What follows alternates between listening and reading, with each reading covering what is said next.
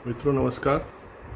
बातों बातों में की आज की कड़ी में आपका हार्दिक स्वागत है। आज 97वां 97 अंक है जब हम नई दिल्ली की एक प्रतिभाशाली गायिका पद्मजा चक्रवर्ती जी से बात करने जा रहे हैं।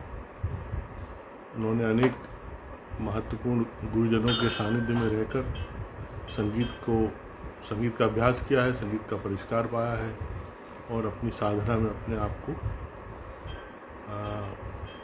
प्रतिष्ठित किया है। देश में अनेक संगीत समारोह में उनकी प्रस्तुतियाँ बहुत सराही गई हैं और जिन गुरुजनों की तालीम से, जिन गुरुजनों की संगत से उनको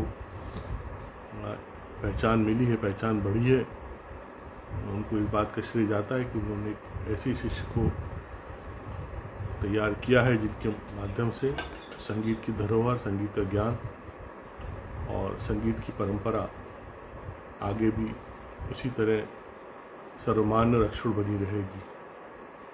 मैं वेदिका जी का स्वागत करता हूँ, आदरणीय अनिल चौबे जी का स्वागत करता हूँ। सर, यहाँ मैं ये बात कर रहा था कि 97 इशू हो गए हैं। आज जो बात हम करने जा रहे हैं, पद्मजा चक्रवर्ती जी से हम लोग बात कर रहे हैं। योगी जी, A.K. सिंह, सुनीता सिंह जी, आप सभी का स्वागत है। मेरी आवाज़ ठीक ठाक आ रही होगी? वैसे कल मेरी आवाज़ गूंज रही थी तो कई मित्रों ने कहा कि आवाज़ गूंज रही है, तो मेरा उसमें यही एक अनुरोध है कि अगर मेरी आवाज़ गूंजेगी, वैसे भी मेरे को तो केवल प्रश्न भर करना होता है या एक आध बात करनी होती है। सारी जिज्ञासा तो हमारी उन्हीं के प्रति होती है जो जिससे हम बात कर रहे होते हैं, तो उसको हम लोग सहन कर सकते हैं। अगर आवाज़ गूंजेगी तो मैं और कम बोलूँगा अक्षरों शब्दों में बोलने की कोशिश करूँगा सीताराम विश्वकर्मा, तुम भी बहुत अच्छे जुड़े हो, लेकिन तुम मुझे खूब मैसेज करके तंग करते हो, इसलिए मैसेज कम किया करो, केवल सुना करो, समझा करो बस। लेकिन फिर भी मैं तुम्हारी लगन की दाद देता हूँ कि तुमने ढूंढ ढांड के मुझसे जुड़े रहते हो इतने 20-25 सालों से और मुझसे जुड़े हुए हो, इसलिए मैं तुम्हारी कद्र बहुत करता हूँ। और मैं बहुत सारे हर बार मैसेज के उत्तर नहीं दे पाता, ये मेरी मजबूरी है। और हमारे सारे ये जो कार्यक्रम जितने भी हम इस यूट्यूब इंस्टाग्राम के जरिए हम बात जो कर रहे हैं, वो सब के सब यूट्यूब में हमारे चैनल में एकत्र हो जाते हैं। और खुद इसमें भी जो RGTV वाला जो केंद्र में जो एक टीवी का आइकॉन बना होता है, उसको भी अगर क्लिक करेंगे तो उसमें सारी बातचीत इकट्ठा हो जाती है। तो यदि कोई बातचीत छूट जाती है तो बराबर आप बाद में भी सुन सकते हैं। अपने मित्रों को जो अभी इस समय ऑनलाइन हैं और आ रहे हैं, मैं ये बताना चाहूँगा कि हमारे कल के मेहमान कबीर गायक दयाराम सारोलिया जी होंगे। मालवा भूमि के गायक हैं। ये जो एक परंपरा प्रहलाद टिपाणिया जी के समय से चली आ रही है, उनके माध्यम से जो स्थापित हुई है, और उनका जो अनुसरण करते हुए कलाकारों की बड़ा समूह मालवा अंचल में देखा जाता है, जिसने पूरे देश भर में कबीर गायन की एक अलग जगह ही है। तो दयाराम सारोलिया उन्हीं में से एक गुणी गायक है, जो प्रथम श्रेणी के क्रम के गायकों में मैं उनको मानता हूँ। कल हम उनके साथ होंगे, बातचीत करेंगे। और एक बात और बताना चाहता हूँ कि जब अगस्त के महीने में ये कार्यक्रम 100 के पार हो जाएगा, तो फिर हम हफ्ते में 2 या 3 दिन इस कार्यक्रम को किया करेंगे, क्योंकि आप सबकी उत्साह से, प्रोत्साहन से इस कार्यक्रम को जो जगह मिलना थी, उसके लिए मैं आप सबका बहुत शुक्रगुजार हूँ। ये बात मैं भूल नहीं सकता कि बहुत सहजतापूर्वक इस कार्यक्रम को हमने शुरू करना चाहा था। कोई बहुत बड़ा थॉट लेके मैं चल नहीं रहा था, लेकिन कैसे ये यात्रा हो गई इतनी बड़ी, इसका श्रेय सब आप सबको है। अगर आप सब नियमित रूप से समय ना देते, यहाँ ना आते, प्रोत्साहित ना करते, हमारे कलाकार जो इस कार्यक्रम का हिस्सा बने, वे अगर उनकी सहमति, स्वीकृति ना होती, उनके आग्रह ना होते, तो हम यहाँ तक नहीं आ पाते। इस पक्की बात है। पद्मजा जी आ चुकी है, मैं बिना देर किए उनको इस कार्यक्रम से जोड़ रहा हूँ और हम आगे की यात्रा फिर उनके साथ करेंगे। उनके जीवन और सृजन की यात्रा में हम शामिल होंगे।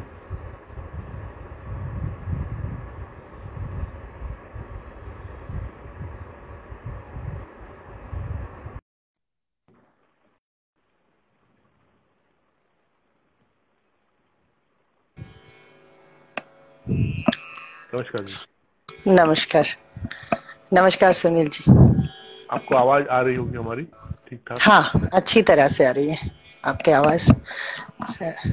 मैं आपका बहुत मैं हार्दिक शायद स्वागत ठीक करता हूँ। टाइम में आई हूँ ना? ठीक ठाक आई हाँ मतलब हाँ, हाँ, ओके। हाँ, नमस्ते, आपके आने से नमस्कार। पहले हम इस कार्यक्रम के बारे में सबको बता रहे थे, जो लोग आते जा रहे हैं। और ओके ओके आपके बारे में भी बताया, उतना ही बताया ओके। क्योंकि फिर हमें एक यात्रा आपके अनुभव के साथ करनी है, तो उस पे जरूर। वो अभिरुचि बनी रहेगी, इसलिए। हाँ, जरूर जरूर।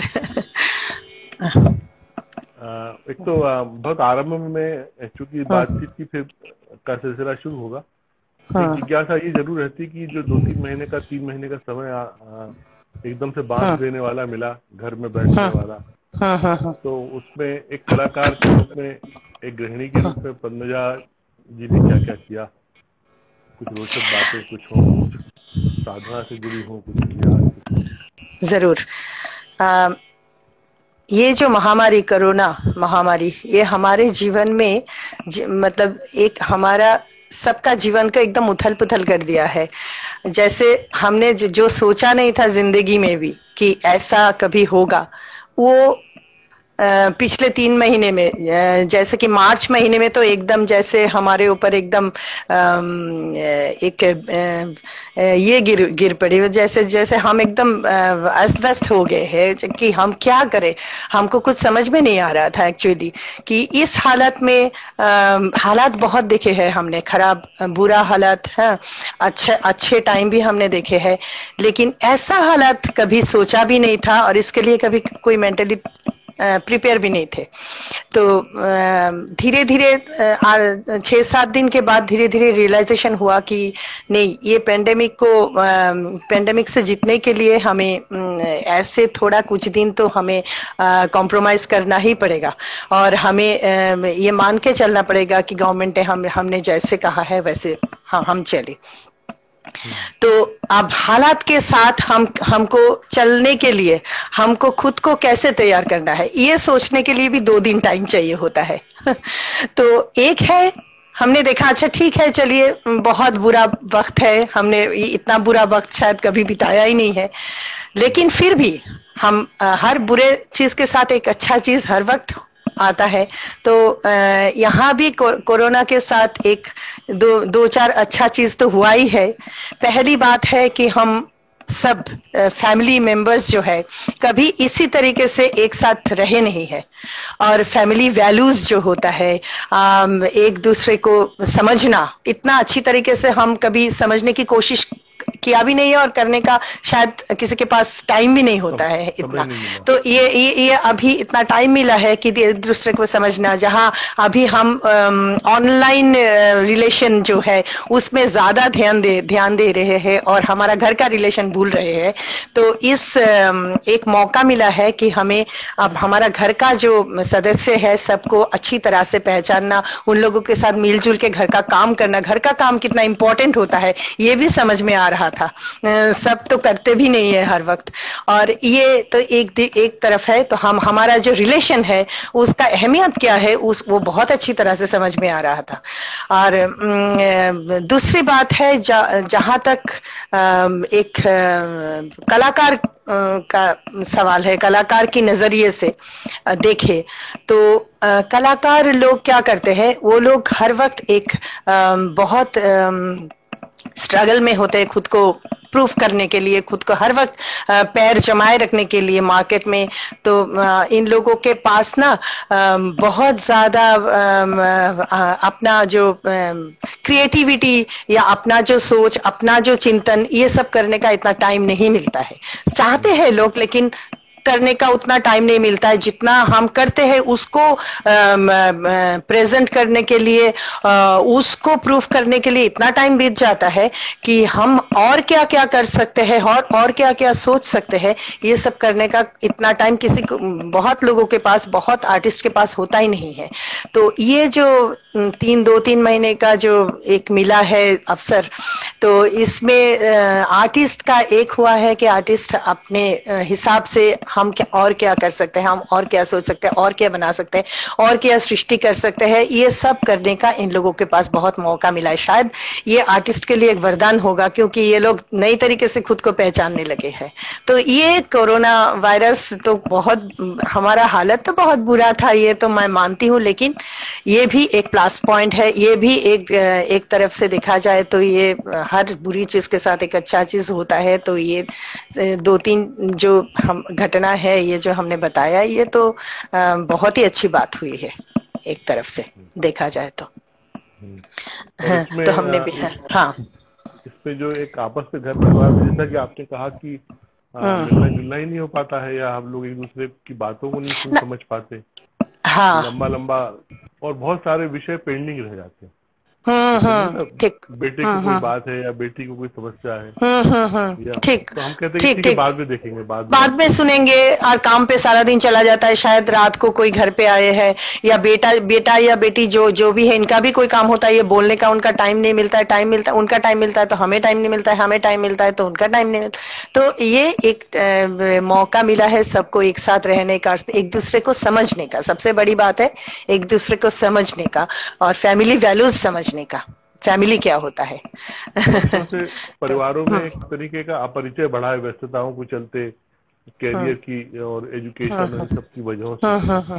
तो वो वापस परिचय स्थापित हुआ है कि इतने वर्षों में हमारे बच्चों ने, हमसे जुड़े लोगों ने और क्या क्या अचीवमेंट किया, क्या उपलब्धि हासिल की। ठीक, ठीक, वो भी है कि हमने पहली बार जाना कि अरे बेटे को तो ये भी आता है, या वो ये बना सकता है, या हाँ वो जी, क्रिएट कर सकता हाँ जी, है। हाँ जी, जरूर, जरूर, जरूर। सबका भी आनंद। हाँ, हाँ, हाँ, हाँ, ये तो हुआ ही है। इनफैक्ट हुआ ही है, हमें पता ही नहीं था पहले।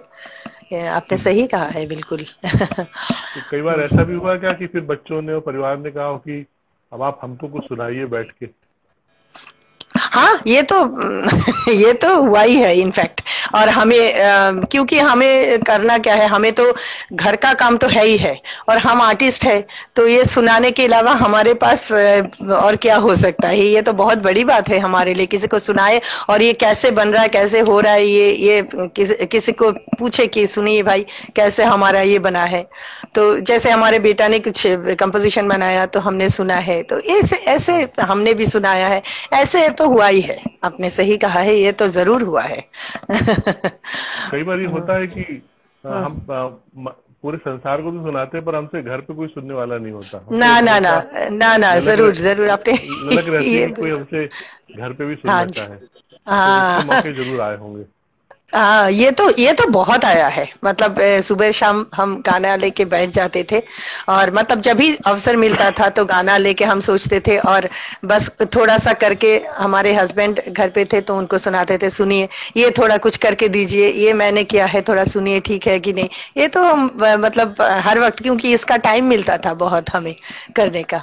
पहले तो बिल्कुल ही बंद था, लॉकडाउन था, तो कुछ मतलब, और जब बाहर जाने का कोई वही नहीं था, पॉसिबिलिटी नहीं था, तो हम बहुत ज्यादा हमने किया है एक्चुअली। आप ने इस बीच ये भी विचार किया होगा कि कलाकार होना आपके जीवन में आपके लिए कितना महत्वपूर्ण रहा? बहुत महत्वपूर्ण है। कला, जो संगीत के बिना तो ज्यादा दिन हमें अच्छा भी नहीं लगता। और एक अच्छी बात हुई है, जैसे कोरोना के समय ऑनलाइन जो क्लास, मैं सोचा था पहले मैं मेरे शिष्य जो स्टूडेंट्स जो है उन लोगों को मैं सिखा नहीं पाऊंगी शायद अभी बहुत दिन, लेकिन ये ऑनलाइन जो है ये बहुत ही वरदान की तरह आई है। मैं क्लास जो लिया है ऑनलाइन में, ये बहुत ही, मतलब ये मेरे लिए एक बहुत अच्छी बात हो गई। और कितनी अच्छी तरह से मैंने क्लास लिया है, सबको अच्छी तरह से, जैसे या व्हाट्सएप कॉल या जूम या ऐसा, मतलब कुछ भी करके हमने, तो ये ऑनलाइन के लिए। और ये लॉकडाउन के समय ये जो ऑनलाइन का जो ये वरदान है, ये भी मानना पड़ेगा। तो ये भी हम जितने भी कलाकार हैं शायद सबने ऐसा किया होगा, ऑनलाइन क्लासेस। ये भी एक बहुत प्लस पॉइंट है ये लॉकडाउन के टाइम की। बहुत बड़ा प्लस पॉइंट है। आवश्यकता आविष्कार की जननी होती है। हाँ, आविष्कार, वही मतलब कितना कुछ अभी आ रहा है। हाँ, कितने सारे ऐप और ये सब आ गए जिनके माध्यम से सब जुड़ जाते हैं। माध्यम हमने कभी सोचा नहीं था, आपने भी सोचा नहीं होगा पहले कि ऐसा भी हो सकता है, लेकिन अभी देखिए कितना अच्छी तरह से हो रहा है सब कुछ। ये भी एक बहुत अच्छी बात है। इस पूरे सन्नाटे में, क्योंकि जब आप बंद गए हो अपने घर में चार दीवारी में, तो आपको अंततः जो एक रचनात्मक हवा चाहिए, ऑक्सीजन चाहिए, हवा क्रिएटिविटी की, तो उसमें फिर ये बातों बातों में कार्यक्रम का ख्याल इसी तरह आया। और ये सब आप सबकी मेहरबानी है कि ये इतने दिनों तक लगातार चला आ रहा है, चल रहा है, लगभग 3 महीने से ऊपर हो गया है। जरूर। 2-3 दिन में इसके 100वें एपिसोड पे चले जाएंगे। अरे क्या बात है। हाँ, तो अभी तक 97।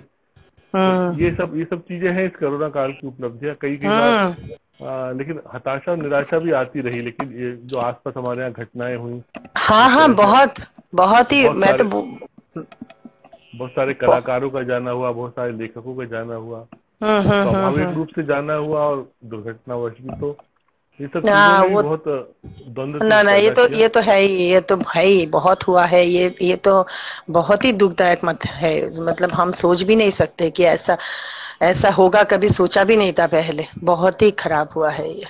कहीं ये भी परिस्थिति आई कि हमारे अपने कहीं कोई दुर्घटना या किसी घटना का शिकार हुए, तो हम उन तक नहीं पहुंच पाए। नहीं, ये तो हुआ कि पैथेटिक। हाँ, बीमारी ने बंधन लगा दिया, डॉक्टर ने बता दिया कि आप नहीं जा नहीं सकते।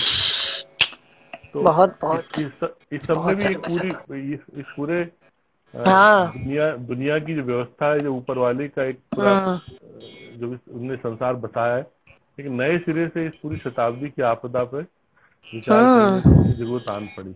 अब सामने ही करते कि अब ठीक हो, धीरे से वापस मुख्य धारा में लौटे, क्योंकि क्या हालत है। मतलब अपनों से मिल नहीं पाएंगे, अपनों को देख नहीं पाएंगे, क्या मतलब हमने कभी किसी ने नहीं सोचा होगा। कभी बड़ा बुरा हालत हुआ था, अभी भी है इनफैक्ट। मैं देखता हूँ कई बार, चूंकि मैं अपनी सीमाओं में कला या मेरी जो अपनी अभिरुचि है उसकी मैंने कोई बहुत एक सीमा नहीं निर्धारित कर रखी। मैं बहुत कुछ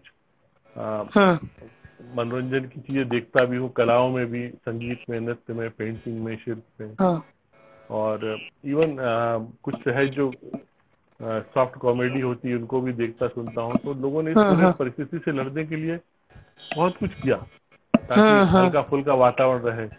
हाँ जी। हर चीज के बाद एक सीमा के बाद आदमी फिर वापस लौट जाता है। एक निराशा, बाद में आके एक निराशा छा जाता है कि पता नहीं क्या होगा। हाँ, बहुत लोगों का नौकरी चला गया है, कंपनी बंद हो गए है, बहुत लोग अपने गांव चले गए, गांव जाके भी कोई सुकून नहीं मिला है लोगों को, वहां भी कुछ कर नहीं पा रहे। इनफैक्ट बहुत बुरी हालत है। छोटे कलाकारों का नुकसान हुआ। छोटे कलाकार तो जो बहुत कलाकार है, लोक कलाकार जो स्टेज परफॉर्मेंस देते थे, उन लोगों का कितना बुरा हालत हुआ है। ये तो कोई परफॉर्मेंस तो हो ही नहीं रहा है इनफैक्ट, ये सब है उसी तरीके से। हाँ, तो ये सब के बीच में भी खैर वही है कि हमको उम्मीदें बना के रखनी पड़ती है। हाँ, बना के रखना पड़ेगा, ऐसे तो नहीं बैठ सकते, और ऐसे करके भी क्या फायदा। चलिए, हम आगे बढ़ने की कोशिश तो कर सकते हैं, और कुछ करे ना करे। हाँ, मैं आपसे आपकी संगीत की जर्नी को लेकर मेरी जिज्ञासा रहेगी। जब मैंने आपका विवरण पढ़ रहा था तो मैंने ये पाया कि आपने अपने समय के मूर्धन्य गुरुओं से सानिध्य प्राप्त किया है, मार्गदर्शन लिया है। ये यात्रा किस तरीके की रही, वो हमारे सुनने वाले जरूर उनको जानना अच्छा लगेगा। जरूर। सुधा रघुरमन जी है कार्यक्रम में भी सुन रही है। अरे नमस्कार सुधा जी, नमस्कार। बहुत धन्यवाद, आप यहाँ हमारे कार्यक्रम सुन रही है, बहुत धन्यवाद। अच्छा, मैं जो मेरा जर्नी है, मैं पहले बचपन में मेरा एक गाना जैसे मैं सुना है सबसे, अभी तो इतना मुझे याद नहीं है, बड़ों से सुना है। मेरा गाने का जो सुरीली वॉइस थी, मतलब सबको लगता था कि मैं शायद गाना गा सकती हूँ, चाहे, क्योंकि मैं जो गाना सुनती थी वो थोड़ा बहुत गा लेती थी। रिकॉर्ड प्लेयर हुआ करता था तब, रेडियो हुआ करता था, तो रिकॉर्ड प्लेयर से जैसे बहुत दिन एक गाना सुना है तो मैं फिर गुनगुनाने लगती थी। तो सबको लगा है कि मैं शायद गाना सिखाने से गा सकती हूँ। और मेरे पिताजी जो है, पिताजी क्लासिकल म्यूजिक का बहुत शौकीन थे। वो म्यूजिक, बहुत क्लासिकल म्यूजिक सीखे भी थे, लेकिन बहुत ज्यादा दिन वो उन्होंने नहीं सीखा है, हालात की मजबूरी था, और नौकरी में ज्वाइन करना पड़ा, तो ये इन सब की वजह से उनको इतना म्यूजिक उन्होंने सीख नहीं पाए।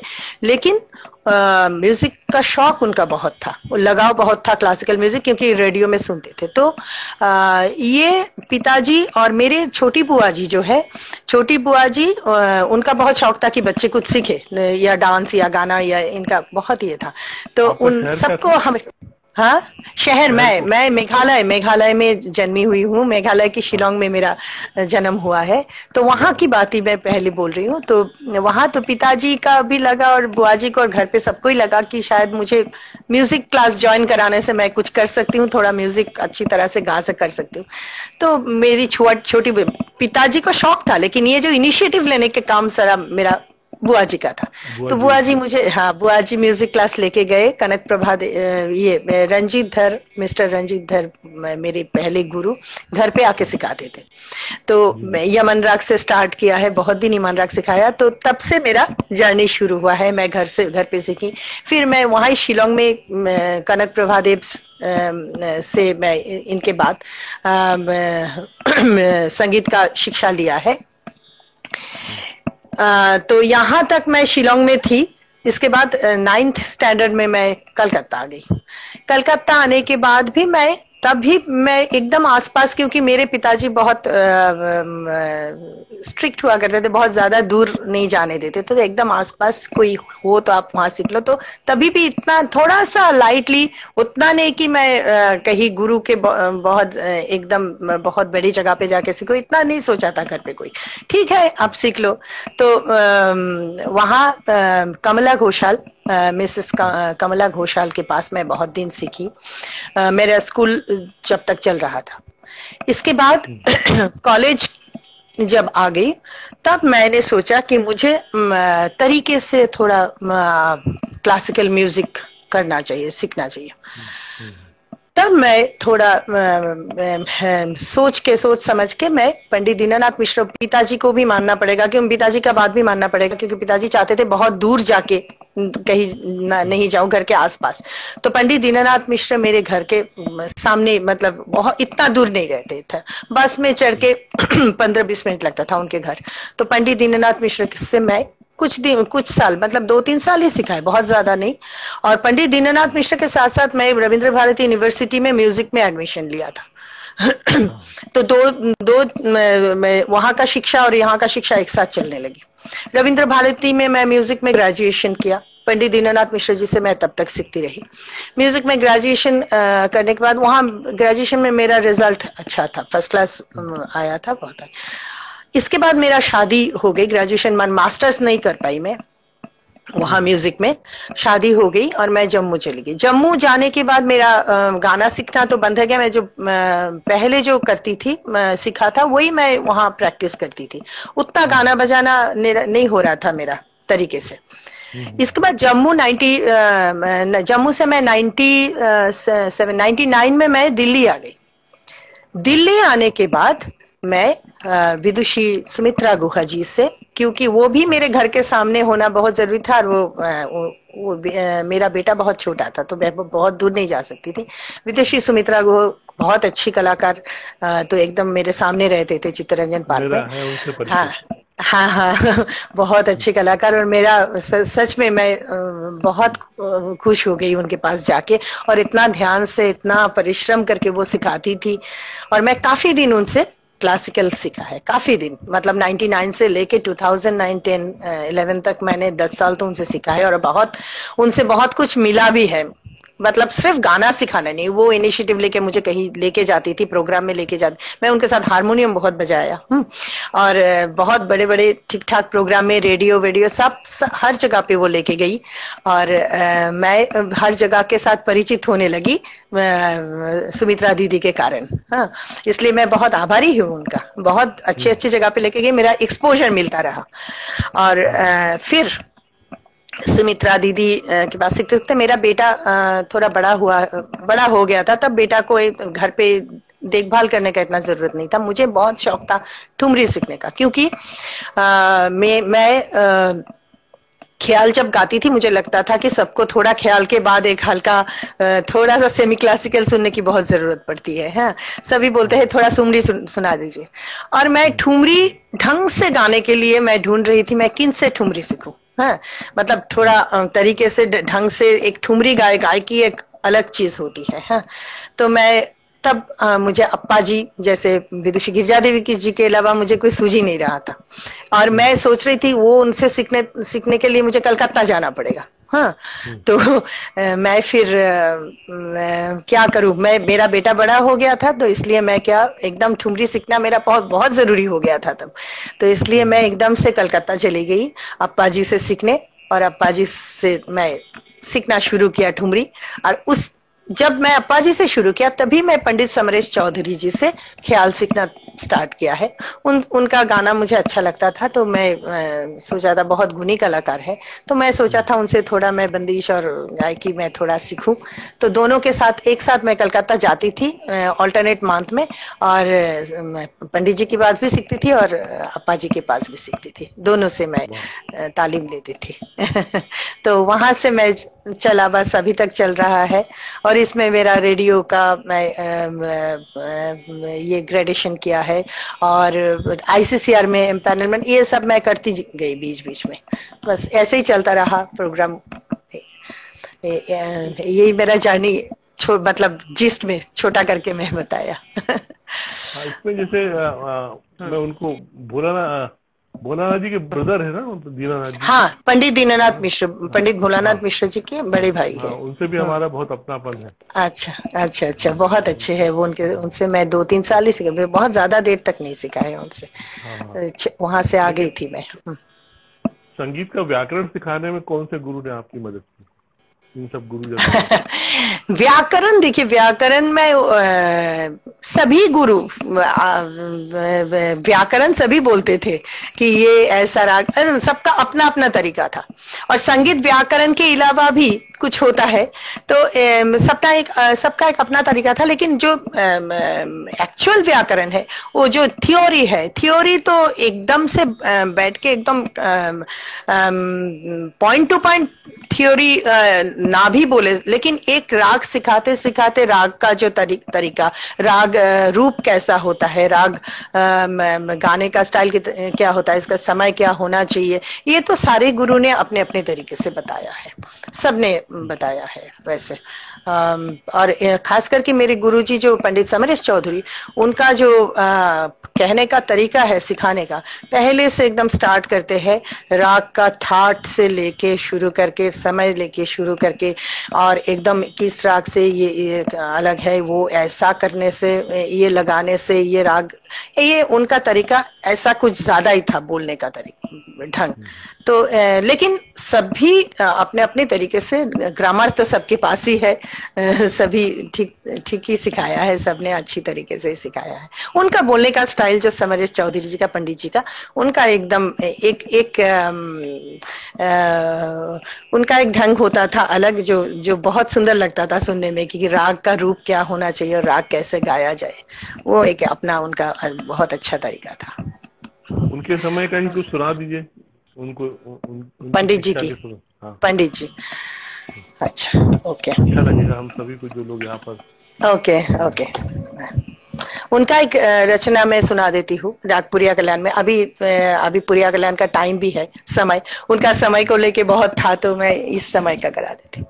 जरूर जरूर। हाँ।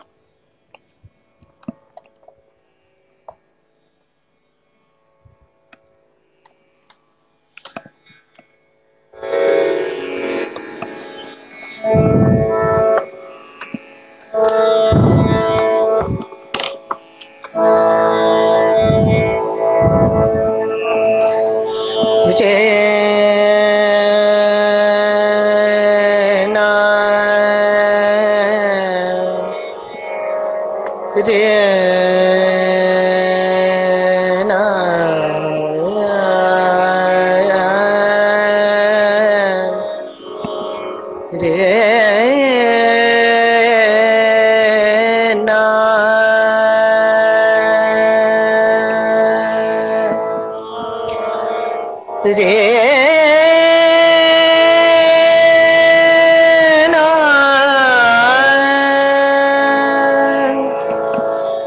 रे ना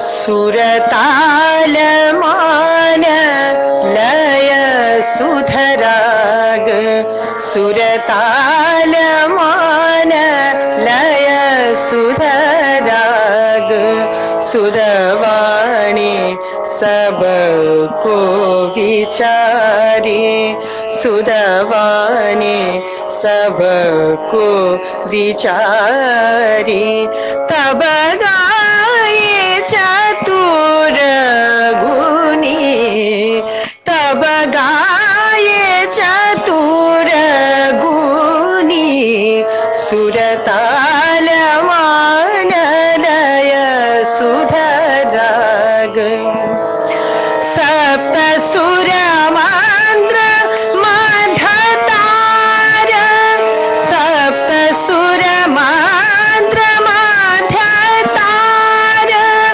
49 कुटतान नाद रूप वाई श्रुति राग मूल मानी राग मूल मानी सुरताल मान लय सुधराग सुरताल मान लय सुधराग।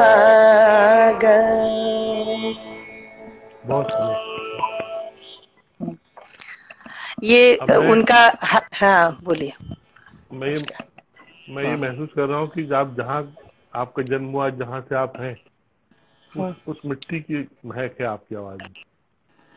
अच्छा अच्छा आप क्या कह रहे हो? धन्यवाद। हाँ जी आप कुछ कह रही थी, मैंने बीच में रोक दिया।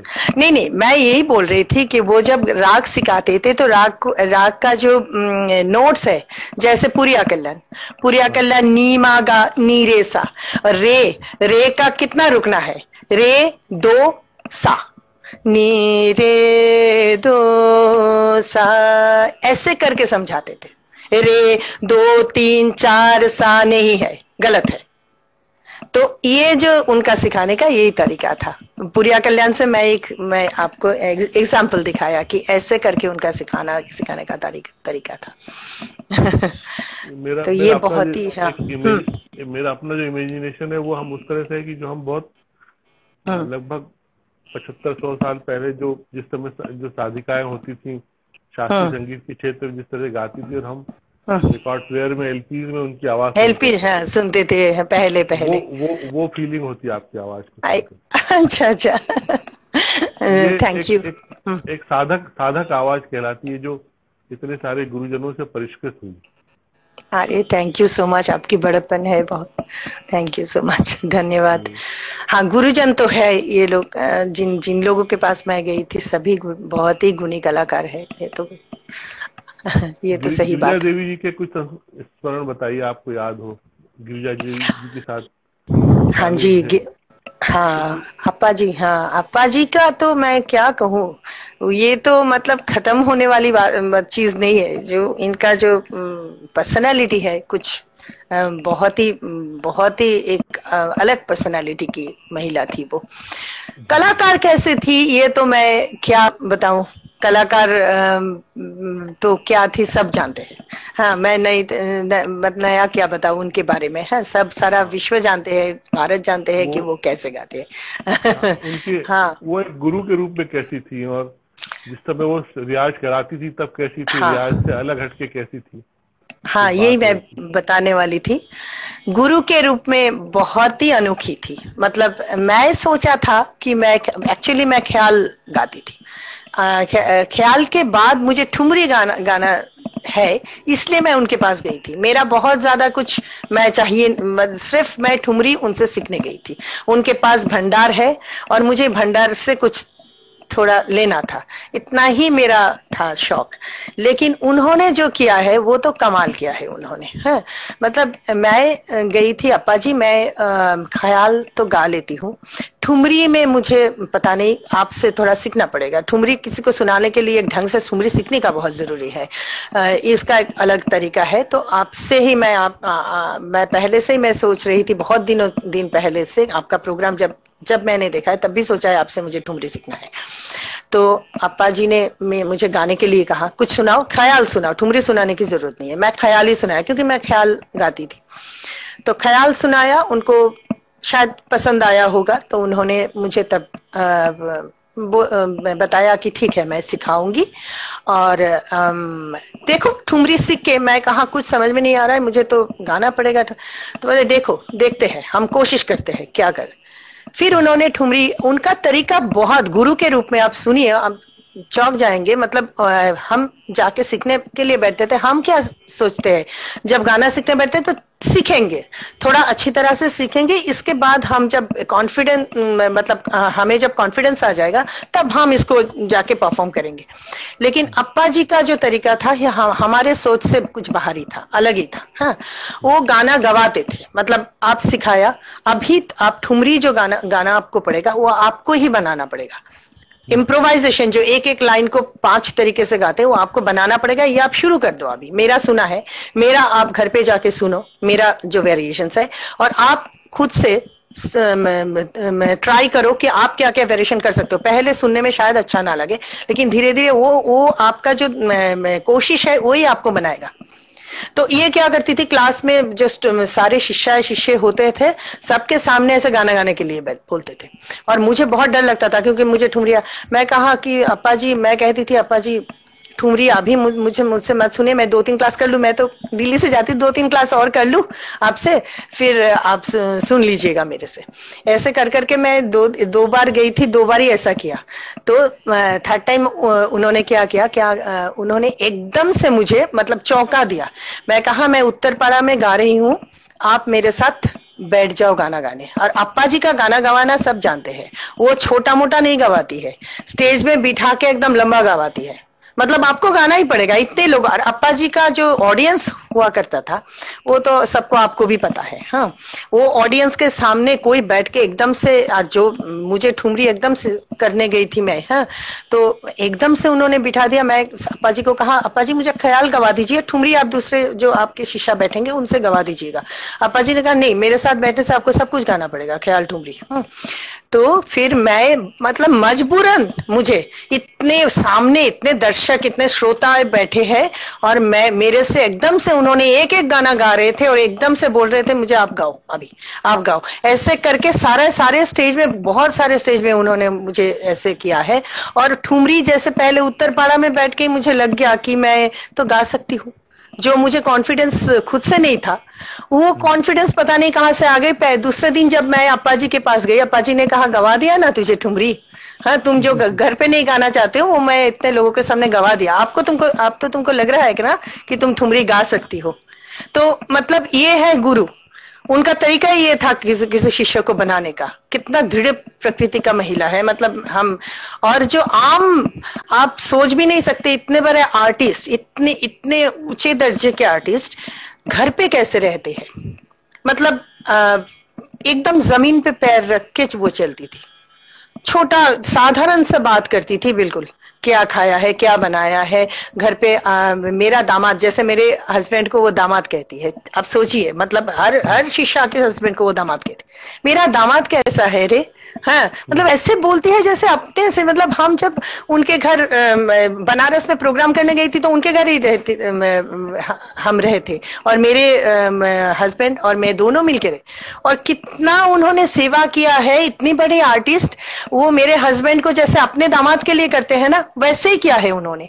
आमरस बना के दिया, और कोफ्ता बना के खिलाना, जो खाना बनाते हैं उनको बोला है अच्छी तरह से कोफ्ता बनाना, और वो दामाद आ रहे हैं उनको खा, मतलब मैं सोचती थी क्या है ये लेडी, मतलब ये मेरे अप्पा जी कैसी है, ये भगवान है या इंसान है। और हर वक्त ऐसी बात करती थी, तुम्हारा बेटा कैसा है, मेरा नाती कैसा है, ऐसे। और सारा चीज, और घर का कामकाज भी करते हो कि नहीं, पूरी कैसा बन पूरी। और वो खाना खाने का बहुत शौकीन थी। हमारे घर में आके भी उन्होंने मतलब दावत लिया है, मांगे कि तुम्हारे घर में जाना है? तो घर में आया है, खाना खाया है। कैसे खाना बनाती हो, पूरी गोल बनता है कि नहीं आपसे, है?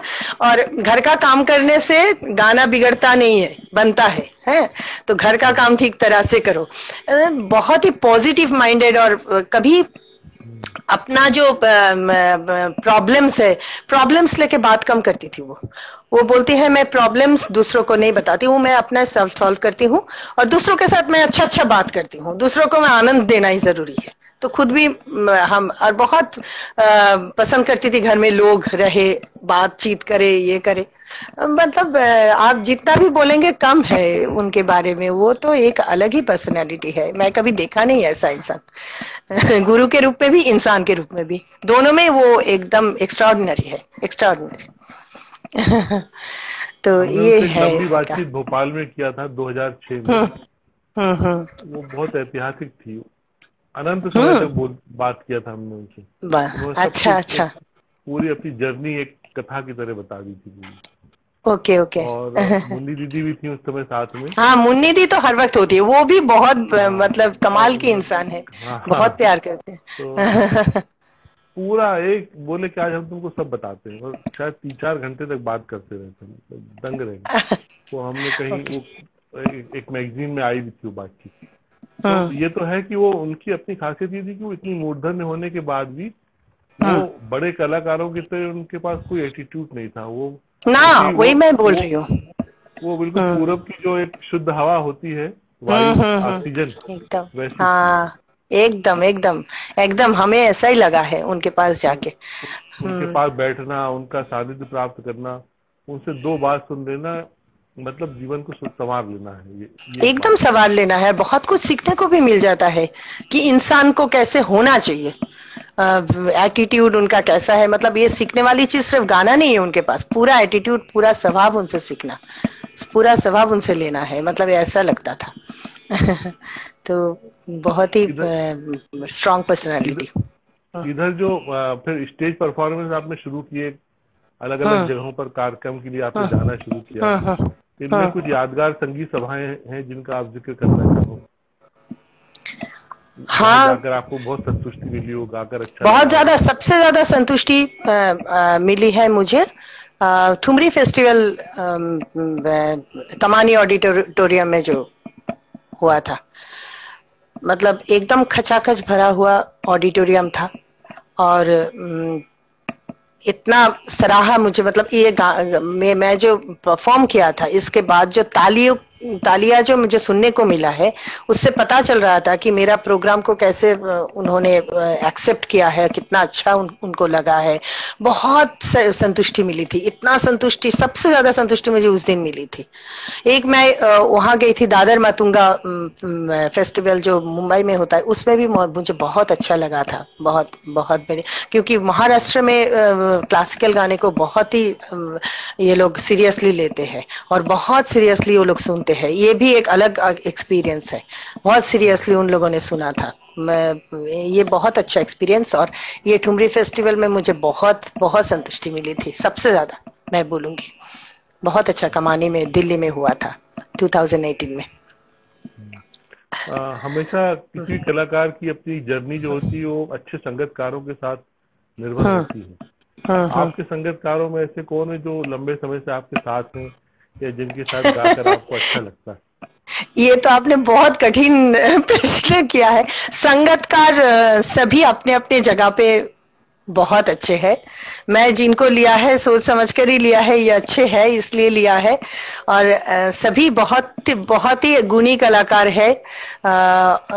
और एक इंसान की बात मैं थोड़ा बहुत बोलना चाहूंगी, लेकिन सभी बहुत ही अच्छे हैं, और मैं जान के ही लिया था। एक संगीतकार बहुत ही कमाल का, मुझे बहुत ही अच्छी कलाकार वो है, सभी जानते हैं। वो बहुत बार मेरे साथ बजाई है, पारोमिता मुखर्जी, हारमोनियम। वो बहुत ही, सिर्फ वो संगतकार तो बहुत ही अच्छी है। संगतकार जितना भी मेरे साथ बजाए थे सभी अच्छे हैं, लेकिन पारोमिता मुखर्जी एक कलाकार, पूर्ण रूप से एक कलाकार है, क्योंकि वो, मैं सामने से उनको देखा है, वो हारमोनियम जरूर बजाती है, साथ में वायलिन भी वो बजाती है, वायलिन का भी उनका नॉलेज है। और एक चीज उनका बहुत अच्छा है, वो हर वक्त म्यूजिक लेके सोचती है और कुछ बनाने की कोशिश करती है। जैसे वो मेरे साथ कहीं बजाने गई है तो मैं कुछ गाया है, जैसे ठुमरी फेस्टिवल में उन्होंने मेरे साथ हारमोनियम बजाई थी, तो मैं कुछ गाया तो उनको लगा कि वो गाना उनको थोड़ा चाहिए, तो उन्होंने एकदम से वहां बैठ के मेरे से ग्रीन रूम में वो ले लिया है। और ऐसे वो हर वक्त करती है, वो हर वक्त कोई ताल लेके, रिदम लेके, सुर को ताल में रख के हर वक्त बनाती रहती है, तान बनाती है, गाने के बंदिश लेती है हर जगह से, मतलब हर वक्त वो कुछ ना कुछ सृजनशीलता, मतलब उनमें इतना ज्यादा है, वो हर वक्त सृजन करती रहती है, हर वक्त उनका क्रिएटिविटी इतना ज्यादा है। उनको मैं इसलिए मैं मानती हूँ बहुत बड़ी कलाकार है, इसलिए मैं बोल रही हूँ उनके बारे में। लेकिन संगतकार मेरे साथ जिन्होंने जब भी बजाया है बहुत अच्छा बजाया है, बाकी मैं कोई भी कम नहीं है इसमें। एक और बात मुझे लगता है कि जैसे आपने मुझे लग रहा था कि आप शायद कोई इनका नाम लेगी, मैं जिज्ञासा में भरा था जब आपने पारोमिता जी का नाम लिया, तो ये तो बात सही है कि वो बहुत गुणी कलाकार है, और एक गायिका के साथ एक महिला संगीतकार का होना भी अपने आप में बहुत कंफर्टेबल करता है, समझ लीजिए। हाँ, ये तो है ही है, मतलब थोड़ा बहुत क्या है, कहीं और जगह पे जाओ तो थोड़ा एक लगता है कंफर्टेबल है, ये तो आपस में सामंजस्य को लेकर। हाँ, एक होता ही है, एक साथ रह के कुछ बात भी कर सकते, कुछ डिस्कस भी कर सकते हैं एक साथ, ये एक स्टेज पर भी, स्टेज पर भी कर सकते हैं।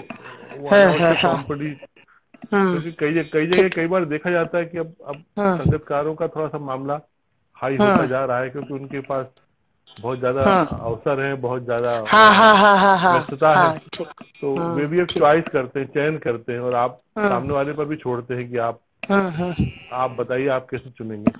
तो इस सब में कुछ अपनी समस्याएं आती होंगी, कई बार दुविधाएं भी रहती होंगी, लेकिन फिर भी जो एक हमेशा होता है ना कि एक स्त्री को एक स्त्री समझ सकती है।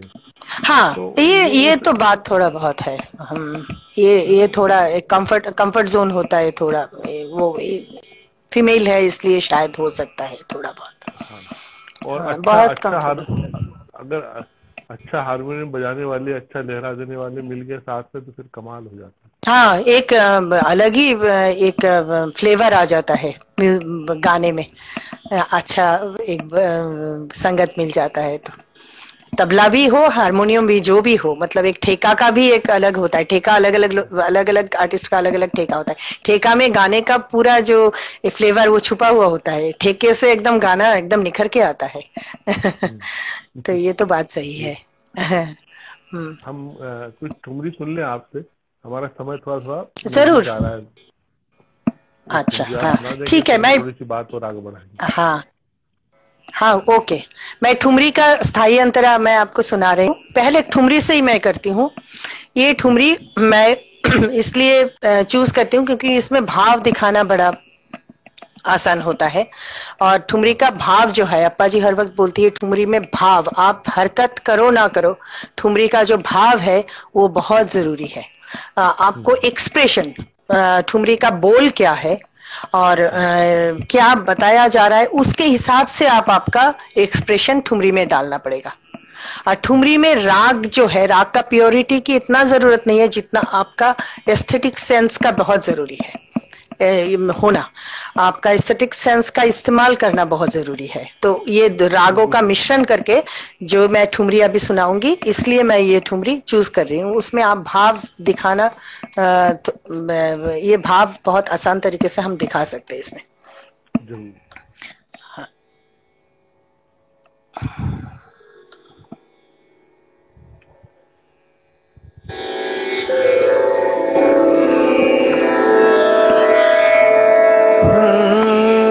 ठुमरी का बोल है, पिया बिना मोरी कटतना कारी रैन।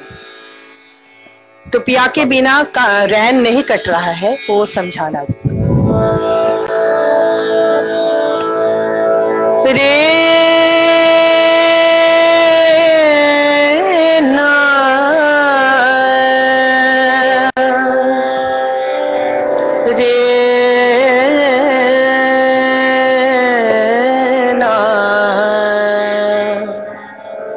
रे ना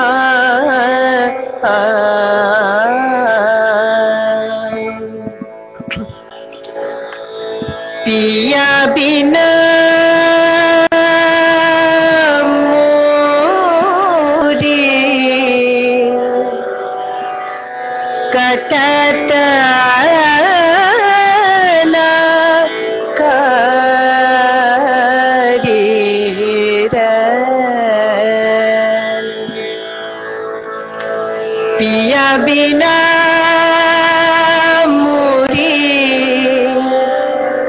कटत ना करी रे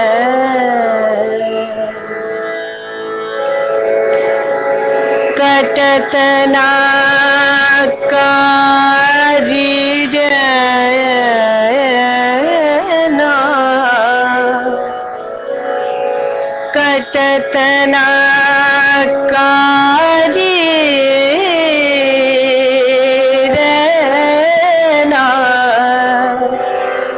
कटत ना करी रे जब से गई मोरी सुध बिसराई जब से गई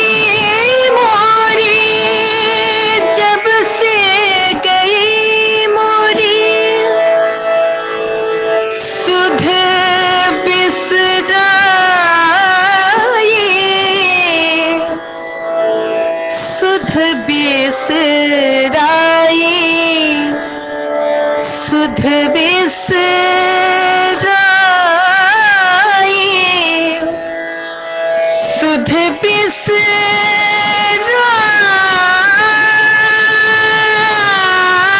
बिसराई जब से गई मोरी सुध बिसराई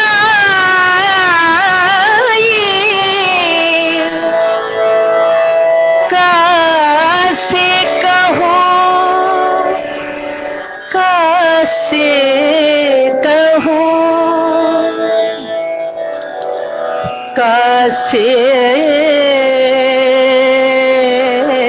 कहूँ कैसे कहूँ जी के बिना कटत ना करी रे पिया बिना मोरी कटत ना करी रे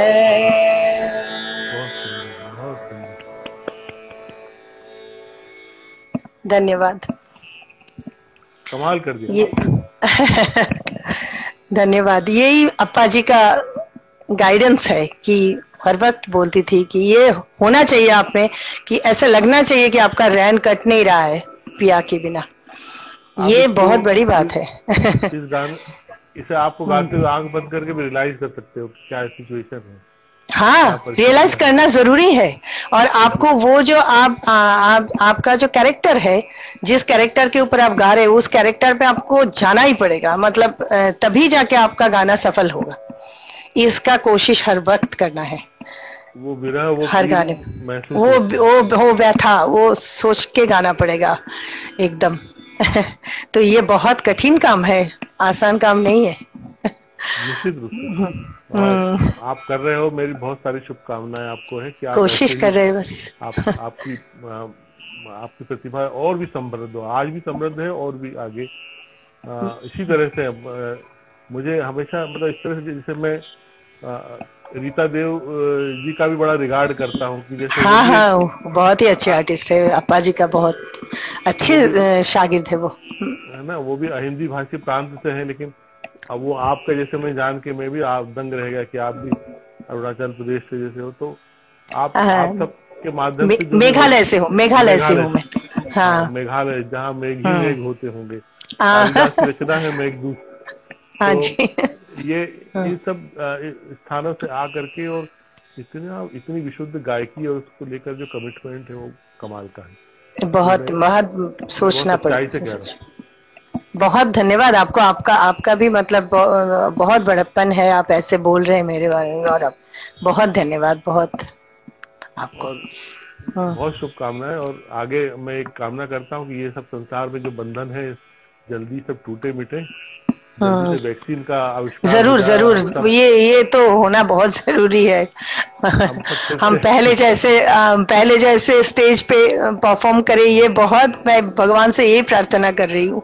एक बार फिर वही सभा संगत ऑडिटोरियम और वो माहौल, बस वही तो जिंदगी है एक्चुअली, वही चाहिए फिर से, और क्या। तो वही कामना करते हैं और विदा लेते हैं। जरूर आपका बहुत जरूर।